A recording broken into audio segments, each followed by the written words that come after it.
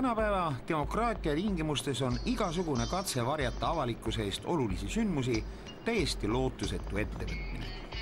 Meenutagem aga hoopis teisi aegu, mil karm tsensuur ja salatsemine olid lausa kohustuslikud. Nõukogude impeeriumis lihtsalt ei tohtinud millestki ebameeldivast keegi midagi teada.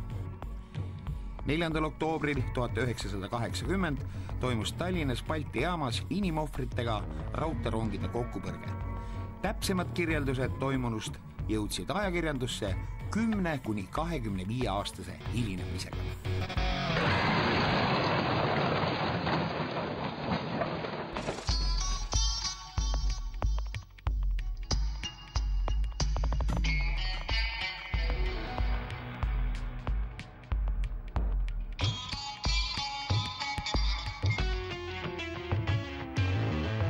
Raudteeõnnetus Tallinnas oli üks neist sündmustest, mida plaanisime sarjast kindlasti käsitleda. Sarja edenedes oleme saanud huvitavaid vihjeid uute teemade kohta erinevatelt inimestelt. See huvi on juba olnud noorest põlvest saati, et väiksena sai nagu rongiga palju sõidetud, siis ikka tegid on ju omale ühes tähendusi ja panid tähele on ju igasugu muutusi. Ja ütleme nüüd viimased 7 aastat olen ma nagu aktiivsemalt tegelenud ka siis raudteehuviga ja teinud nagu omale üles tähendusi. Teinekord, kas oled inimesega täiesti juhuslikult kokku sattunud või tead, et tema on vedurijuht ja siis lähed teed juttu ja üldiselt ikkagi ollakse sõbralikud ja hakatakse oma memuaare hietama. Jorven viis meid kokku ammu juba pensionipõlve pidava teeneka vedurijuhi Lembit Adamsoniga. Raudtee peal ma olin alates sellest, kui ma vanasse depoosse läksin kuni selleni, kui ma sama vormiga pensionile läksin, oli 1,5 kuud vähem kui 33 aastat. Jah, me peame seda täpsustama, et Lembit on pannud tänase päeva auks oma vana mundri selga. Sama munder, millega ma läksin pensionile ja mis muidu resideerib Haapsalu muuseumis, raudteemuuseumis. Nii et seda näevad kõik need, kes külastavad Haapsalu raudteemuuseumi. Jah, ma saadan ta tagasi siin. Sulle ma teen ära. Ajaloost on teada, et elektriraudteeliin Balti jaamast Pääskülani avati ametlikult 1924. aasta 20. septembril ja muutus kiiresti populaarseks. Pärast sõda taastati elektrirongiliiklus 46. aasta augustiks, tosin aastat hiljem sai elektrirongiga sõita juba Keilasse ja Kloogale, käigust kadusid ka Saksa trofeerongid, mis asendati Riias ehitatutega. 70–80 aastatel sai elektriraudtee tänase pikkuse 131,8 kilomeetrit. Sõita saab Kehra ja Aegviiduni, aga ka Vasalemma ja Riisipereni. Mis asi see on, mille peal sa kätt hoiad? See on nüüd juhi kontroller, millega ma neid mootoreid juhin ja mille tõttu ta üldse liikuma hakkab. Ja teine käsi? Ja teine käsi on piduri peal, millega saab pidurdada rongi, kui on ta juba hoog sees. Või hoida teda paigal. No enne kui sa sõitma hakkad, mida sa pead siis kõigepealt teadma või kes sul lubab sõitma üldse hakata? Kõigepealt peab vaatama, et paneme omad asjad muidugi valmis ja vaatame, et valgusfoor on lubav. Kõige tähtsam punkt on alati valgusfoor, nii nagu tänavaliiklus, nii ka raudtee peal. Valgusfoor peab olema lubav näit, kas siis vähemalt kollane, roheline, suund peab ka olema õige, et sa mitte ei lähe välja ja sõidad Kiisa poole hoopis selle asemel, et minna Keila poole. Nii et iga sinu liigutus fikseeritakse seal? Jah, fikseeritakse siin on ka valgusfoorid peal. Ta näitab kellaaja, ta on 24 tunni kell, näitab kellaaja, näitab kiiruse, näitab pidurdamise, kui palju sa pidurdad. Kas sa pidurdasid vähe või pidurdasid sa palju? Millega seda mõõdetakse? Seda mõõdetakse, mina näen siit manomeetri järgi, pidurisel nende manomeetri järgi, aga temal on võt siin. See, nii kui teda natukese praegust, näed, kui ta nüüd tulema hakkab, vaata. Näed, see hakkas tõusma, näed. Ja see märkis nüüd üles, praegust on seal pea 1,5 atmosfääri. Ja see märgib lindi peale üles, mille juht seda tegi. Nii et see prokurör on väga hea asi. Ja üks tähtis omadus on tal see, et näitab ta ära, mis valgusfooriga sa minema läksid. Jõudis kätte saatuslik laupäev 4. oktoober 1980. Jaamale lähenes rong Paldiskist. Samal ajal kell 15.21 väljus jaamast teine rong Vasalemma suunas. Juhtunud kommenteerib Lembit just selle väljuva rongi kandilisest juhtvagunist, mis tookord paiknes rongi lõpus. Lembit ise pidi tööle jõudma alles õhtusesse vahetusse, kuid pikk kogemus paneb ta sõnu uskuma, sest tookordsetest vedurijuhtidest ei ole tänaseks rääkijaid. Fakt on see, et juht hakkas sõitma nagu tavaliselt. Hakkas sõitma, sõitis siit välja, vaatas aknast rahulikult välja ja nüüd, kui ta jõudis sinna nurga peale, siis on selge, et ta märkas seda, et sama teed, mida tuli talle vasta teine. Ja ta tuli nagu nurga tagant? Jah, tema tuli nagu nurga tagant välja. 9. teed pidi siis? Jah, 9. teelt välja. Sealt ta ei saanud palju sõita, sest praegust rongid on 4 vagunit, aga see oli 6 vaguniga.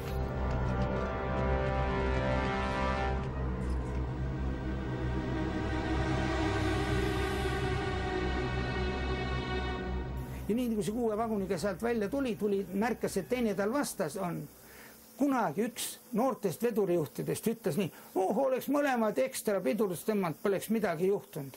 Aga seal ma olen kindel, mis toimus, sest meil oli alati juhtidega niisugune asi, kui sa näed tee peal midagi hullu sul on ees, et sa edasi ei saa. See on nagu autojuhil on välja kujunenud, eks ole, sidur sisse ja jalg pidurile gaasi pealt ära. Nii on vedurijuhtide esimene asi, ma ei tea miks, nii kui ta tuli välja ja nägi, et talle tuleb teine rong just otse vasta ja tal ei ole kusagile minna, fakt, mida ta... Ja see oli ka kogu asi ja edasi vahe, see susin lõpeb ära. Ma panen ülekattusse, siis ma panen need kraanid kindel, ta ei susis enam või.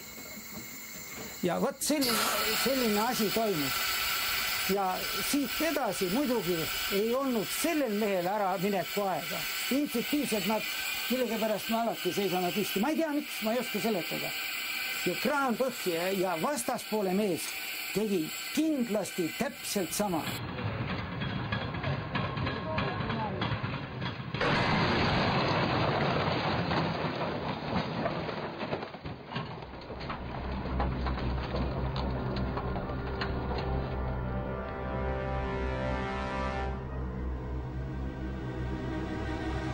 See kabiin läks teisele lartsaki vasta ja surus selle teise omale ülesse. Ise ta tõusis ka üles, juht oli siia vahele kuskil ikka jäänud, ta pigistas kokku. Abi lendas sealt ukse pealt muidugi minema.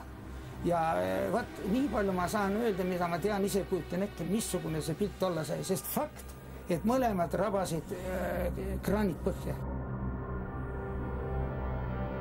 Siin sees jäid kõik elama. Siin sees jäid kõik elama, kõik reisijaid said sellest terveks.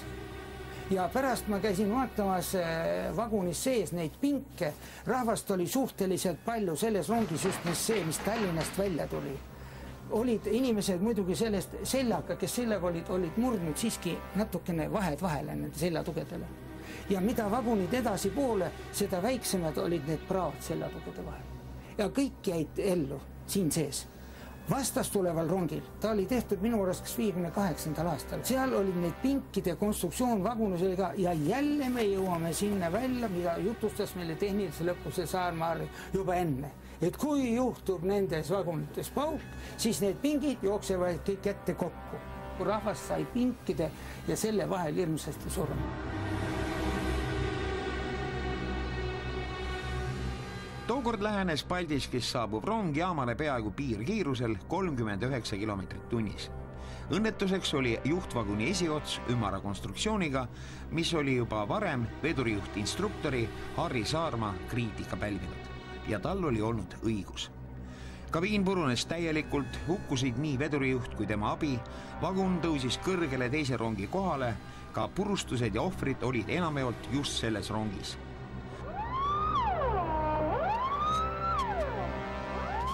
Katastroofipaigale paisati koheselt kõik Tallinna päästejõud. 14 kiirabibrigaadi, 120 päästjat, 70 transpordimiilitsat ja 50 sisekaitseorganite töötajat.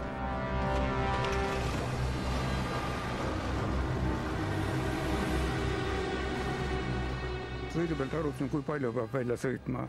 Keegi midagi ei osanud ütelda ja siis kõik vabad brigaadid saatsime koha peale. Ja tänu sellele siis olime meie esimesed ja hakkasime juba teistele juba teateid andma, et on tarvis appi tulla, meie ei saa hakkama.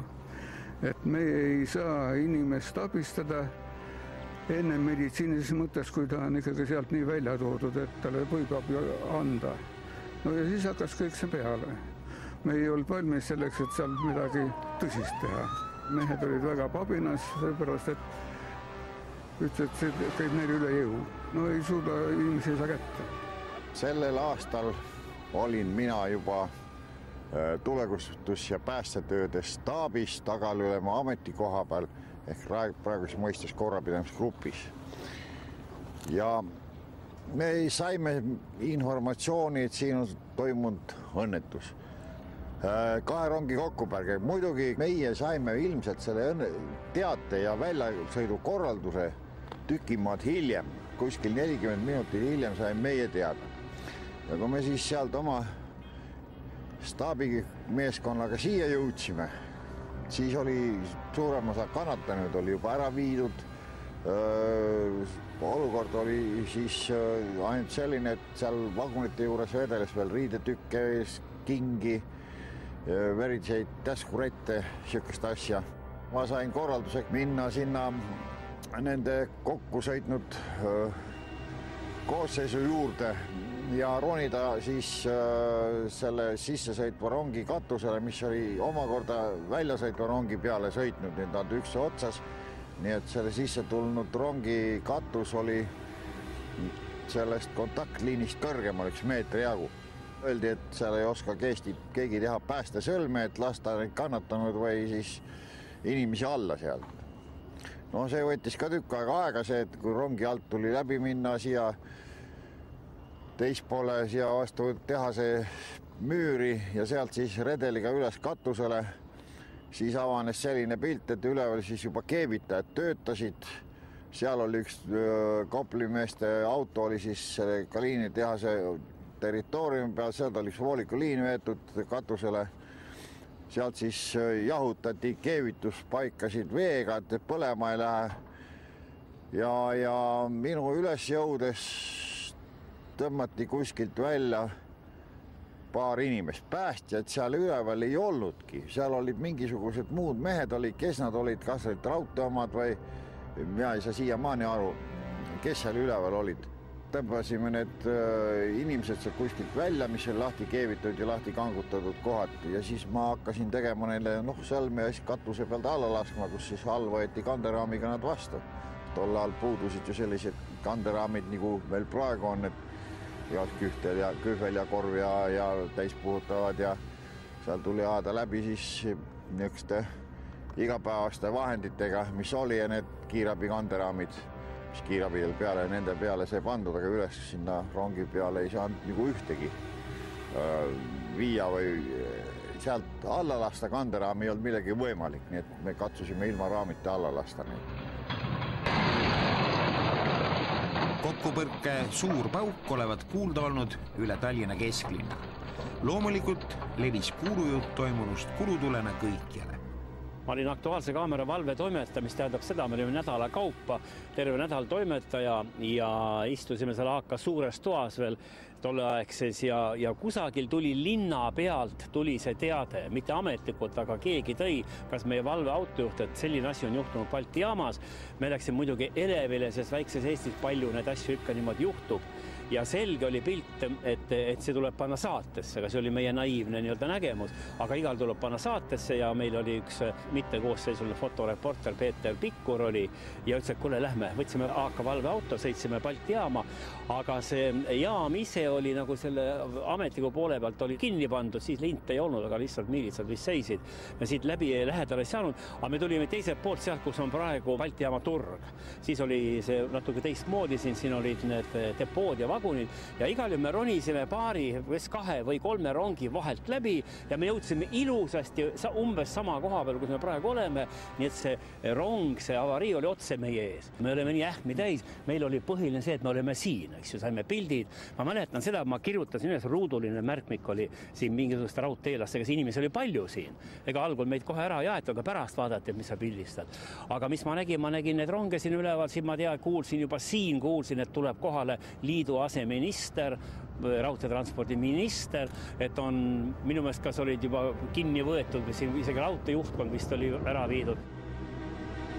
Ja saime need pildid siin tehtud ja siis tuli meile juurde julgeolek, et mis te siin teete, miks te siin olete? Me oleme Aktuaalsest Kaamerast ametlikud inimesed ja ega me ei kartnud midagi tegelikult. Ja polnudki midagi karta, aga sellest midagi ei tehtud. Ja me tegime need pildid olid olemas, aga siis öeldi, et film tuleb ära anda. Mul on see nii hästi meeles. Ja Peeter Pihkur jälle rahulikult niimoodi irooniline näoga, no kuule, kui sa tahad, võta siis ära, ta rääkis sina nende meestega. Et võta siis ära ja tulime ilusasti autosse tagasi ja sõitsime toimetus. Ja vahepeal oli selline asi, ma küsin Peeter, kes su film võeti ära, aga ta oli nii kaval ja kogenud mees, tal oli esimene film taskus. Nii et need põhipildid olid tehtud, need teine poolik film läks siis julgeoleku kätte, nii et meil oli täis seal kuskil 36 kaadrit häid pilte sellest avariist ja tõi ta need toimetusse, mul on see pakk on meeles, aga kuhu see pakk pärast teevad, seda enam ei oska öelda. Selles õnnetuses sai surma 9 inimest, kellest noorim oli 17 ja vanim 72 aastane. Hukkunud hulgas oli 4 raudteelast, 2 kabiinis ja 2 reisijatena, kes olid teel Balti jaama Palgajärel.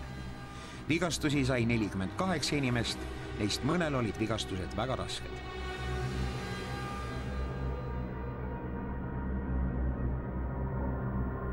Toimunu kohta ilmus järgmise päeva Rahvahääles napisõnaline teade, milles märgiti, et õnnetuse põhjused olid olnud tehnilised. 9 rida ja kõik. Tegelikult olid võimud parajas savinas. Kuna vahetult enne olid Tallinnas aset leidnud noorterahutused ja levitatud ka lendlehti, oletasid EKP ja KGB juhid, et kokkupõrge on Eesti natsionalistide põhjustatud, kes on asunud korraldama terroriakte. Koheselt moodustatud vabariiklik uurimiskomisjon sai siiski kainemad käsud, otsida süüdlasi raudteelaste hulgast.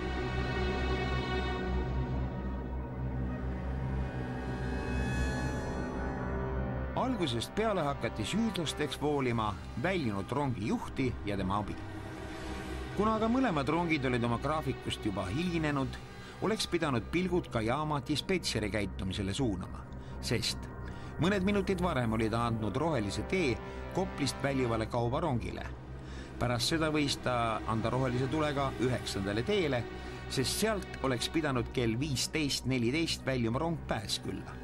Kuid just sel päeval oli see ära muudetud ja samal teel ootas väljumist kell 15.21 hoopis Vasalemma rong. Kahjuks on need faktid kontrollimatud, sest Balti jaamas puudus õnnetuse vastane elektrooniline koordineerimissüsteem. Kui 1980. aastal see suur õnnetus oli, siis oli nii palju rumalast, et Tallinnas töötas 6. teelt.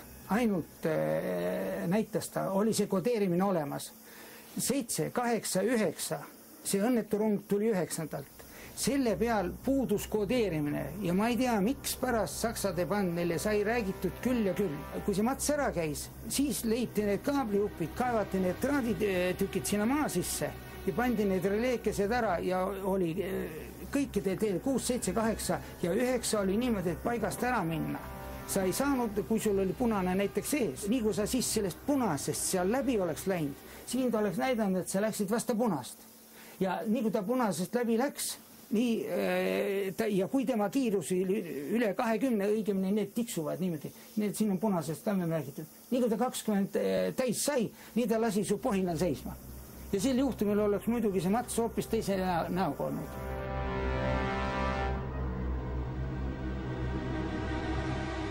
Vabariikliku valitsuskomisjoni otsus avaldati 30. oktoobril. Selles leiti, et õnnetuses on täielikult süüdi väljuva rongi juht ja tema abi, kes eirasid punast foorituld. Hilisem kohtuistung määras mõlemale pikaajalised vanglakaristused Kuigi neid hiljem leevendati, viibis vedurijuht vanglas siiski peaaegu 3 aastat. Ta ise usub tänaseni, et süütult. Katastroof tõi aga ilmsiks palju reaalseid ebakohti. Selliseid situatsioone meil varem käsitletud ei olnud. Kuna ma õppisin tol ajal ka just veel Leningradis kaugõppes tuletajatehnika koolis, siis ka seal siukseid olukordi ei käsitletud üldse. Muidugi puudus ka päästjatel tehnika, mis meie ainuke päästevahend oli kirves ja kang ja siis võib-olla käsisaag ja 2-mehesaag ja poolikud ja joatorud ja kogu lugu. Et muid päästevahendid meil tol ajal üldse ei olnud.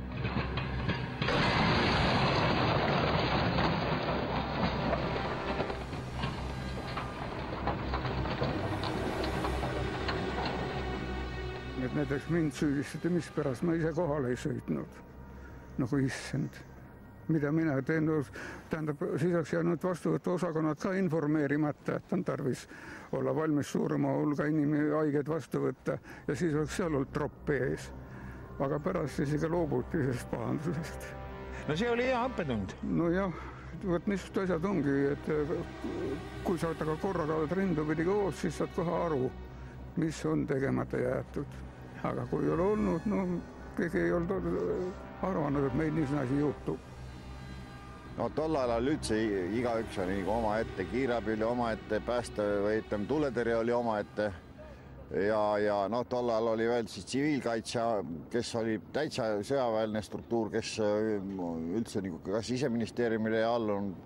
Nii et ilmselt olid küll need raudteepääste meeskonnad olemas, aga tol ajal me ei teanud nendest ka midagi kuigi palju ja nagu koostöö, kokkumäng või selline asi üldse puudus.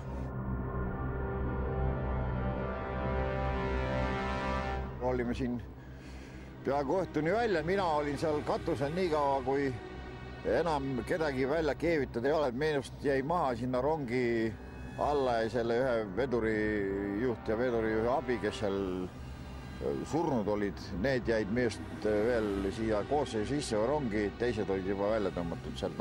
Kedagi enam rohkem ei olnud sealt leida võimalik. Oma nii-öelda fiasko tabas ka agarat ajakirjaniku Heimar Lenki, kes oli saanud hakkama taunitava katsega teatada ENSV-s juhtunud õnnetusest üle maa ja vaat et kaugemalegi. Selle kohta tuli järgmine partei koosolek ja see küsimus oli pandud päevakorda. Keskomitee tunneb nagu huvi partei keskomitee selle vastu, et lähevad siis, et on keelatud pildistada neid asju. Aga pärast selgus, et ega ei olegi neid asju keelatud pildistada ja ainult meie partorg, stuudio partorg, ma ei hakka teda praegu meenutama, tema nagu riidles. Minule pandi seda pahaks, et ma lahkusin tööpostilt. Ma ei tohtinud ära minna Aktuaalse Kaamera toimetaja töölaua tagant, kuigi me iga päev käisime seal ka lugusid tegevad.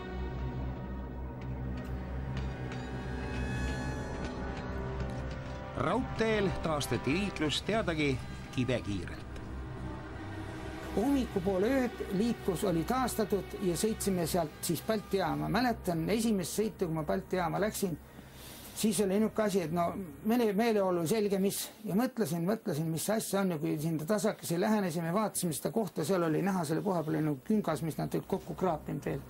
Ja nüüd, kui esimest korda sealt üle, siis mõtlesid, mis asja, millega nüüd nagu, mida veel nagu mälestada. Ja kuskilt ei tea, kus kohast tuli mul siuke tunne, et ma tõusin enne seda ülesse, panin mütsi ära. Ja sest saadik ma tein 12 aastat midagi iga kord, nii kui sellest kohast sõitsin üle, alati kas ma tulin välja või tulin sisse. Kui ma olin tööl, võtsin mütsi peast ära ja sõitsin lihtsalt selle koha püsti. Ja terve selle ajooksul mäletan üks kord mingisugune keegi ülemus siin kraaksus ja karjus ja mis siin oli, siis hakkasin minema unustasin, aga selle koha peal tuli ikka meelde, et käis uptumis peast ära.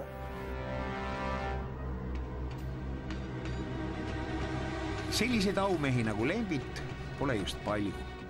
Nüüd enam kui 30 aastat hiljem on tegelikult võimatu sellesse loosse täit selgust tuua. Aeg on haavad armistanud. Kõik oleneb muidugi ka sellest, et paljud inimesed üldse on nõus nagu mäletama seda, nad võivad tegelikult täitsa detailselt seda teada, aga nad on enda jaoks seda sisendanud, et nad ei tea sellest mitte midagi. Fakt oli see, et keegi meie raudteelastest peab olema süüdi, sest see ei olnud mitte mingisugune auto kuskil ette tulnud või midagi niisugust.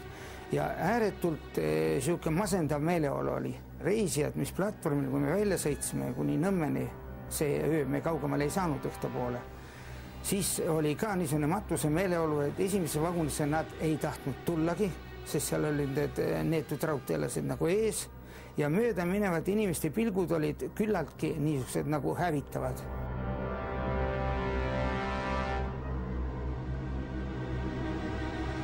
Paradoksina võib mainida ka seda fakti, et vaid päev enne Balti jaamas toimunud õnnetust oli Eesti Raudtee partei koosolekul moodustatud 65 erinevat komisjoni kõikvõimalike puuduste likvideerimiseks. Muidugi polnud Eesti mingi erand ja raskeid õnnetusi juhtus nii naabritel Lätis kui Leedus, rääkimata Suure Venemaa avarustest. Aga tookord said sellest teada ainult ametimehed.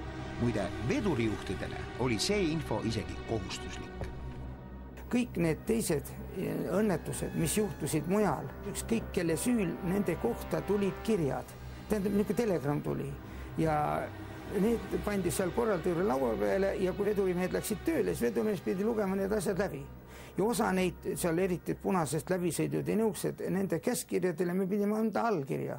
Ja kui sa ei olnud neid allkirja seal andnud, siis võidi sul, nad läksid päris kurjaks, võisid isegi vist preemia ära võtta, nii et odavam oli kirjutada need alla. Kõige tähtsam järeldus tehti siiski Balti jaamas, kuhu nüüd 15-aastase hilinemisega paigutati lõpuks seadmed, mis ei lubanud punase tule puhul isegi mitte vedurit käivitada.